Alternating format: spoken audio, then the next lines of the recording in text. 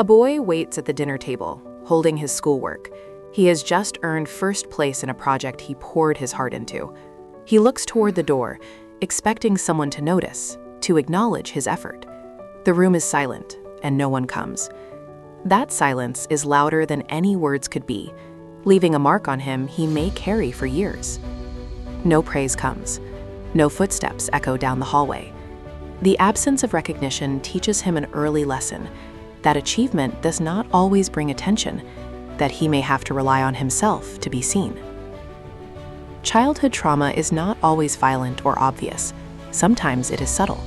It can be emotional neglect, harsh criticism, a home where love felt conditional, or a place where support was inconsistent. It is not only about what happened, but also about what was missing. The words never spoken, the hugs never given, the reassurance never offered, all leave invisible scars that influence how a child experiences the world. Children instinctively adapt to survive. They watch, they learn, they anticipate rejection. They notice moods, tone, and subtle gestures, learning to navigate a world where safety is uncertain and love feels conditional. These early adaptations are not flaws, they are survival mechanisms. The nervous system becomes hyper-alert. Children may become highly sensitive to social cues, anticipating danger or disapproval, even in everyday situations. Some children grow into adults who are hyper-independent. They shoulder responsibility alone, avoiding help because asking for it feels unsafe. They become accustomed to relying only on themselves. They carry burdens that could be shared, working tirelessly to maintain control. Independence, while impressive, often comes from a fear of relying on others. Others become perfectionists, constantly striving for flawless performance. Every action is scrutinized, every result measured, because they have learned that mistakes can mean rejection or disapproval. Even accomplishments rarely feel enough. The bar is always higher, the expectations internalized, creating endless pressure and a relentless drive to prove oneself. Some overachievers channel trauma into achievement. Their motivation is not always passion. It can be the need to feel worthy, to secure approval, or to create a sense of safety through success. Achievement becomes proof. Wealth becomes protection. Control over work, finances, and outcomes becomes a strategy for surviving a world that once felt unsafe. Others respond to trauma with emotional detachment. They avoid intimacy, distance themselves from relationships, and guard their feelings as a shield against rejection or disappointment. In adult life, these patterns may appear as aloofness or self-sufficiency, but underneath lies the residue of childhood experiences that shaped how they relate to others. Trauma influences ambition.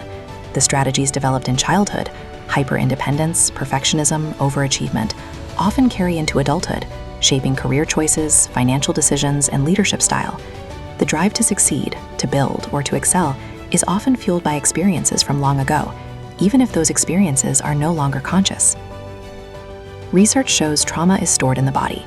Muscle tension, shallow breathing, and racing thoughts are all echoes of events or neglect long past. Even subtle stress can trigger old patterns. The body remembers what the mind may try to forget, keeping survival strategies active even in safe environments. Healing begins with awareness. Recognizing that certain behaviors are survival strategies, not personal flaws, is the first step in reclaiming control over one's life. Regulation follows.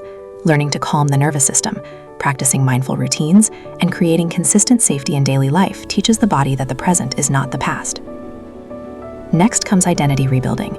Separating who you are from what you survived allows new behaviors, choices, and patterns to emerge. When survival strategies become conscious choices, fear transforms into deliberate action. The energy once used to survive becomes energy for growth and creation. Independence evolves into autonomy. Perfectionism becomes disciplined excellence. Sensitivity transforms into emotional insight and strength.